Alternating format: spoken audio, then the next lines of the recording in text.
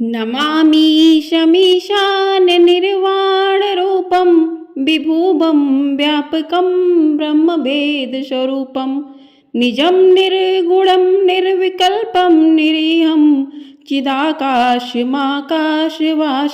भजेऽहं। हर हर महादेव। ओम नमः शिवाय। आप सभी पर भगवान भोलेनाथ अपनी कृपा सदैव बनाए रखें। आज की वीडियो में आप सुनेंगे सावन मास महात्म्य का 24वां अध्याय। आपने यदि चैनल को सब्सक्राइब नहीं किया है तो चैनल को सब्सक्राइब कर लीजिए। आपको हमारे चैनल पर सावन मास की कथाएं सुनाई जा रही हैं, उनका रसपान भी जरूर कीजिएगा और आने वाले व्रत त्योहारों की कथाएं भी सुनने के लिए मिलेंगी। तो चैनल को ढेर सारा प्यार अपना जरूर दीजिएगा। तो चलिए आज की कथा शुरू करते हैं। कथा शुरू करने से पहले भगवान भोलेनाथ का ध्यान करते हैं। ओम नमः शिवाय। श्री शिवाय नमस्तुभ्यं। आज की कथा में श्री कृष्ण जन्माष्टमी व्रत के महात्म्य में राजा मितजित का आख्यान का वर्णन किया गया है। भगवान शंकर बोले, हे ब्रह्मपुत्र, पूर्व कल्प में दैत्यों के भार से अत्यंत पीड़ित हुई पृथ्वी बहुत व्याकुल तथा दीन होकर ब्रह्मा जी की शरण में गई। उसके मुख से वृत्तांत सुनकर ब्रह्मा जी ने देवताओं के साथ क्षीर सागर में विष्णु के पास जाकर स्तुतियों के द्वारा उनको प्रसन्न किया। तब नारायण श्री हरि सभी दिशाओं में प्रकट हुए और ब्रह्मा जी के मुख से संपूर्ण वृत्तांत सुनकर बोले, हे देवताओं, आप लोग डरे मत। मैं वसुदेव के द्वारा देवकी के गर्भ से अवतार लूंगा और पृथ्वी का संताप दूर करूंगा। सभी देवता लोग यादवों का रूप धारण करें, ऐसा कहकर भगवान अंतर्ध्यान हो गए। समय आने पर वह देवकी के गर्भ से उत्पन्न हुए। वसुदेव ने कंस के भय से उन्हें गोकुल पहुंचा दिया और कंस का विनाश करने वाले उन कृष्ण का वहीं पर पालन पोषण हुआ। बाद में मथुरा में आकर उन्होंने अनुचरों सहित कंस का वध किया। तब पूर्ववासियों ने आदर पूर्वक यह प्रार्थना की कि हे कृष्ण, हे महायोगिन, हे भक्तों को अभय देने वाले, हे देव, हे शरणागत वत्सल, हम शरणागतों की रक्षा कीजिए। हे देव, हम आपसे कुछ निवेदन करते हैं, इसे आप कृपया करके हम लोगों को बताएं। आपके जन्मदिन के कृत्य कोई कहीं भी नहीं जानता। वह सब आपसे जानकर हम लोग उस जन्मदिन पर वर्धापन नामक उत्सव मनाएंगे।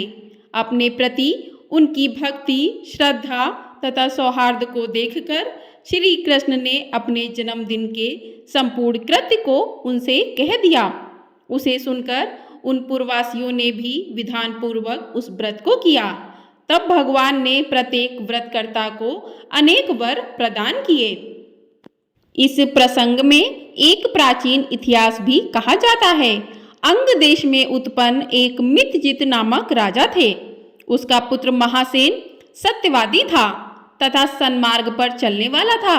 सब कुछ जानने वाला वह राजा अपनी प्रजा को आनंदित करता हुआ उनका विधिवत पालन करता था। इस प्रकार रहते हुए उस राजा का अकस्मात देवयोग से पाखंडियों के साथ बहुत काल पर्यंत सहचर्य हो गया और उनके सासंग से वह राजा अधर्म परायण हो गया। वह राजा वेद, शास्त्र तथा पुराणों की बहुत निंदा करने लगा और वर्णाश्रम के धर्म के प्रति अत्यधिक द्वेषभाव से युक्त हो गया।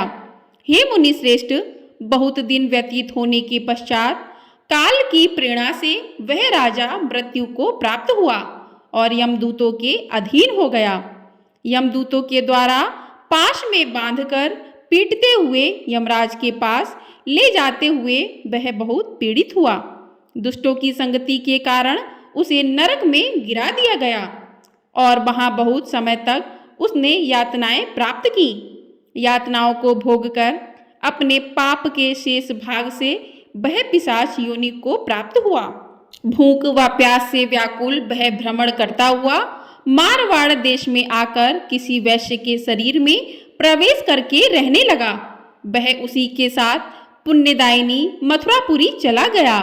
वहां पास के ही रक्षकों ने उस पिशाच को उसके गृह से निकाल दिया। तब वह पिशाच वन में तथा ऋषियों के आश्रम में भ्रमण करने लगा। किसी समय देवयोग से श्री कृष्ण जन्माष्टमी के दिन व्रत करने वाले मुनियों तथा द्विजों के द्वारा महापूजा तथा नाम संकीर्तन आदि के साथ रात्रि जागरण किया जा रहा था। वहां पहुंचकर उसने विधिवत सब कुछ देखा और श्री हरि की कथा का श्रवण किया। इससे वह उसी क्षण पाप रहित, पवित्र तथा निर्मल मन वाला हो गया। वह यमदूतों से युक्त हो गया और प्रेत योनि छोड़कर विमान में बैठ दिव्य भोगों से युक्त विष्णु लोक पहुंच गया। इस प्रकार इस व्रत के प्रभाव से पिशाच योनि को प्राप्त उस राजा को विष्णु का सानिध्य प्राप्त हुआ। तत्वदर्शी मुनियों ने पुराणों में इस शाश्वत तथा सार्वलौकिक व्रत का पूर्ण रूप से वर्णन किया है। सभी कामनाओं को पूर्ण करने वाले इस व्रत को करके मनुष्य सभी वांछित फल प्राप्त करता है। इस प्रकार जो कृष्ण जन्माष्टमी के दिन इस शुभ व्रत को करता है, वह इस लोक में अनेक प्रकार के सुखों को भोग कर शुभ कामनाओं को प्राप्त करता है। हे ब्रह्मपुत्र, वहाँ बैकुंठ में 1,00,000 वर्ष तक देव विमान में आसीन होकर नानाविध सुखों का उपभोग करके अवशिष्ट पुण्य के कारण इस लोक में आकर सभी ऐश्वर्य से समृद्ध तथा सभी अशुभों से रहित होकर महाराजाओं के कुल में उत्पन्न होता है। वह कामदेव के समान स्वरूप वाला होता है। जिस स्थान पर कृष्ण महोत्सव की उत्सव विधि लिखी हो अथवा सभी सौंदर्य से युक्त श्री कृष्ण जन्म सामग्री किसी दूसरे को अर्पित की गई हो अथवा उत्सव पूर्वक अनुष्ठित व्रतों से विश्व सृष्टा श्री कृष्ण की पूजा की जाती हो, वहां शत्रुओं का भय कभी नहीं होता है। उस स्थान पर मेघ व्यक्ति की इच्छा करने मात्र से वृष्टि करता है और प्राकृतिक आपदाओं से भी कोई भय नहीं होता। जिस घर में कोई देव की पुत्र श्री कृष्ण के चरित्र की पूजा करता है, वह घर सब प्रकार से समृद्ध रहता है और वहाँ भूत प्रेत आदि बाधाओं का भय नहीं होता है। जो मनुष्य किसी के साथ में भी शांत होकर इस व्रतोत्सव का दर्शन कर लेता है, वह भी पाप से मुक्त होकर श्री हरि के धाम चला जाता है। बोलिए भगवान भोलेनाथ की जय। बोलिए कृष्ण कन्हैया लाल की जय। इस प्रकार श्री स्कंद पुराण के अंतर्गत ईश्वर सनत कुमार संवाद में श्रावण मास महात्म्य में जन्माष्टमी व्रत कथन नामक 24वां अध्याय पूर्ण हुआ। बोलिए हर हर महादेव। बोलिए जय श्री कृष्ण, राधे राधे। इस प्रकार से सावन मास महात्म्य का अध्याय पूर्ण हुआ। आइए अब सुनते हैं बहुत ही सुंदर शिव भक्ति की कहानी। एक गांव में हरिया नाम का एक बहलिया रहता था। वह गांव में जाल बिछाकर चिड़िया, कबूतर, तोता तथा अन्य पक्षियों को पकड़ता था। फिर उन्हें पिंजरे में बंद करके रख लेता था और गांव के बाजार में बेच देता था। हरिया के घर में उसकी पत्नी शोभा भगवान शिव की बहुत बड़ी भक्त थी। वह दिन रात भगवान शिव की पूजा करती थी। शोभा अपने पति के काम से खुश नहीं थी। एक दिन उसने हरिया से कहा, सुनो जी, तुम जिन पक्षियों को पकड़कर बेचते हो, इससे उन्हें कितनी तकलीफ होती होगी। उसकी बात सुनकर हरिया हंसने लगा और उसने कहा, तुझे कैसे पता इन्हें तकलीफ होती है? इन्हें बाजार में बेचने से मुझे अच्छे पैसे मिलते हैं। यह सुनकर शोभा रोने लगी और उसने कहा, आपको शायद यह नहीं पता कि इन भोले बेजुबान पक्षियों की हाय हमें लग रही है। इसी कारण हमारे कोई भी संतान नहीं है। मैं दिन रात भगवान शिव की पूजा करती हूँ, लेकिन फिर भी हमें संतान के सुख से वंचित हैं। तब हरिया ने कहा, मैं ये सब नहीं जानता हूँ, तू भी इस सब के बारे में सोचना छोड़ दे। यह कहकर हरिया पक्षी पकड़ने चल देता है। शाम को हरिया पिंजरे में पक्षियों को लेकर आता है और झोपड़ी में रख देता है। अगले दिन फिर से हरिया पक्षियों को पकड़ने चला जाता है। तभी कोई घर का दरवाजा खटखटाता है। शोभा दरवाजा खोलकर देखती है तो उसके सामने एक ब्राह्मण अपनी पत्नी के साथ खड़े थे। शोभा उनसे कहती है, महाराज आप लोग कौन हैं? तब ब्राह्मण कहता है, बेटी हम बहुत दूर से कुछ दिन इस गांव के शिव मंदिर में अमर कथा बाँचने आए हैं, इसलिए घर घर जाकर उसका निमंत्रण दे रहे हैं। तुम भी कल से अपने परिवार के साथ कथा सुनने के लिए आना। यह सुनकर शोभा बहुत खुश हुई और उसने कहा, हे ब्राह्मण देवता, मेरे तो भाग्य खुल गए। ऐसा अवसर तो किस्मत वालों को मिलता है, परंतु आप दोनों की रहने की व्यवस्था कहाँ है? तब ब्राह्मण ने कहा, बेटी मंदिर के पंडित जी ने हमारा रहने का इंतजाम मंदिर में ही कर दिया है और इस गांव में जो भी हमें सम्मान और प्यार से भोजन कराएगा हम भोजन कर लेंगे। यह सुनकर शोभा की आंखों से आंसू बहने लगे। उसने रोते हुए कहा, महाराज मैं बहुत गरीब हूँ, लेकिन मेरी इच्छा है जब तक आप इस गांव में रहें आप मेरे घर में भोजन करें, परंतु मेरे घर में रूखा सूखा है जो आपको पसंद नहीं आएगा। यह सुनकर ब्राह्मण की पत्नी बोली, बेटी तुम चिंता मत करो, यदि तुम्हारी इच्छा हमें भोजन कराने की है तो हर दिन हम तुम्हारे घर में ही भोजन करेंगे। तुम्हारे रूखे सूखे एक निवाले से ही हमारी तृप्ति हो जाएगी। यह सुनकर शोभा बहुत खुश हो गई और उसने कहा, मैं आपके लिए भोजन तैयार करती हूँ। तब ब्राह्मण ने कहा, माई तुम भोजन तैयार करो, हम पूरे गांव में निमंत्रण देकर तुम्हारे घर आएंगे। यह कहकर दोनों चले जाते हैं। शोभा भोजन तैयार करती है। कुछ समय बीत जाने के बाद दोनों पति पत्नी शोभा के घर भोजन करने आ जाते हैं। जब वे भोजन करने बैठते हैं तभी ब्राह्मण की नज़र पिंजरे में पक्षियों पर पड़ती है। वे उठकर खड़े हो जाते हैं। शोभा उनसे पूछती है, महाराज क्या मेरे से कोई भूल हो गई? ब्राह्मण ने शोधित होते हुए कहा, तुमने इन बेजुबान पक्षियों को पिंजरे में कैद कर रखा है, हम तुम्हारे घर भोजन नहीं कर सकते।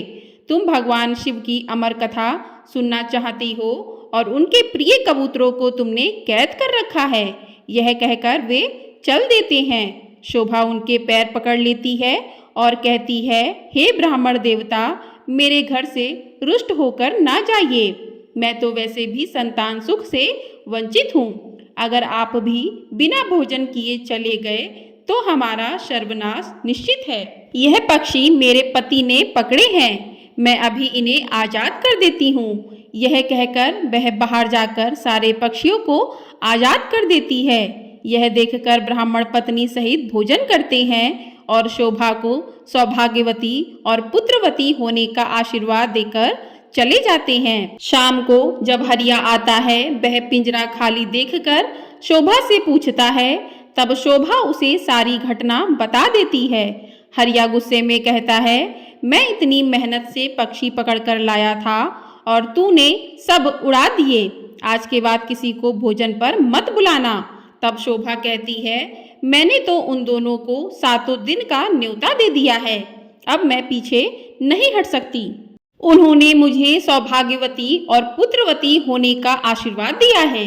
अमर कथा वाचने वाले सच्चे ब्राह्मण का आशीर्वाद कभी बेकार नहीं जाता। अगर उन्हें भोजन नहीं कराया और उन्होंने गुस्से में श्राप दे दिया तो हमारा सर्वनाश हो जाएगा। आप केवल 7 दिन तक पक्षियों को मत पकड़ना, बाद में जो चाहे करना। हरिया को हार कर उसकी बात माननी ही पड़ी। वह बेमन से 7 दिन घर पर ही रहने लगा। हर दिन ब्राह्मण और उनकी पत्नी भोजन करने आते। उनके आने से पहले हरिया घर से चला जाता। उसे यह सब पसंद नहीं था। शाम के समय शोभा कथा सुनने जाती और वह हरिया से भी चलने को कहती, लेकिन हरिया मना कर देता था। इसी तरह 6 दिन बीत गए। रात को शोभा ने हरिया से कहा, आपने मेरे कहने से 6 दिन पक्षियों को नहीं पकड़ा, बस आप मेरी एक बात और मान लीजिए। हरिया ने कहा, क्या बात है? वैसे भी मैं केवल कल ही घर पर रुकूंगा, परसों से अपने काम पर जाऊंगा। तब शोभा ने कहा, कल अमर कथा समाप्त हो जाएगी। मैं चाहती हूँ आप कल मेरे साथ मंदिर में कथा सुनने चलें और वहाँ से वापस आने के बाद ब्राह्मण और उनकी पत्नी को अंतिम बार भोजन कराकर उनसे आशीर्वाद लें। क्या पता उनके आशीर्वाद से हमें संतान का सुख मिल जाए। हरिया उनकी बात सुनकर अगले दिन कथा सुनने चल देता है। मंदिर में कथा सुनते सुनते हरिया की आंखों में आंसू बहने लगते हैं। शोभा के पूछने पर वह कहता है, भगवान शिव ने जिन कबूतरों को अमृता का वरदान आशीर्वाद दिया है, मैंने जीवन भर उन्हें बेचकर अपना जीवन नरक बना लिया। कथा समाप्त होने पर वे दोनों घर आ गए। हरिया का मन निर्मल हो गया। उसने शोभा से कहा, मैं आज से ही यह काम छोड़ दूंगा और मेहनत मजदूरी करूंगा। कुछ देर बाद ब्राह्मण और उनकी पत्नी भोजन करने आए। हरिया ने उनका स्वागत किया, उन्हें भोजन कराया। उसके बाद हरिया ने अपने मन की सारी बात उनके सामने रख दी। तभी ब्राह्मण और उनकी पत्नी भगवान शिव और माता पार्वती के रूप में प्रकट हो जाते हैं। भगवान शिव कहते हैं, तुम्हारी पत्नी की भक्ति देखकर हम तुम्हें संतान सुख देना चाहते हैं, किंतु तुम्हारे पाप के कारण यह संभव नहीं था, इसलिए हमें तुम्हारा मन बदलने के लिए भेष बदलकर यहाँ आना पड़ा। यह सुनकर दोनों पति पत्नी रोने लगे और उनके चरणों में गिर जाते हैं। भगवान शिव माता पार्वती उन्हें पुत्रवती होने का आशीर्वाद देकर अंतर्ध्यान हो जाते हैं। भगवान के आशीर्वाद से उनके घर एक सुंदर कन्या का जन्म होता है। कन्या के आने के बाद उनके दिन बदल जाते हैं और वे काफ़ी धनवान हो जाते हैं। बोलिए भगवान भोलेनाथ की जय। तो जिस प्रकार से भगवान भोले ने अपनी कृपा शोभा और हरिया पर की, वैसे ही हम सभी भक्तों पर अपनी कृपा सदैव बनाए रखें। यह वीडियो आपको पसंद आई हो तो वीडियो को लाइक शेयर और चैनल को सब्सक्राइब ज़रूर कर दीजिएगा। आपको हमारे चैनल पर सारे व्रत त्योहार की कथाएं, शुभ मुहूर्त के बारे में जानकारी दी जाती है, तो उनको भी अवश्य सुनिएगा। हर हर महादेव। ओम नमः शिवाय।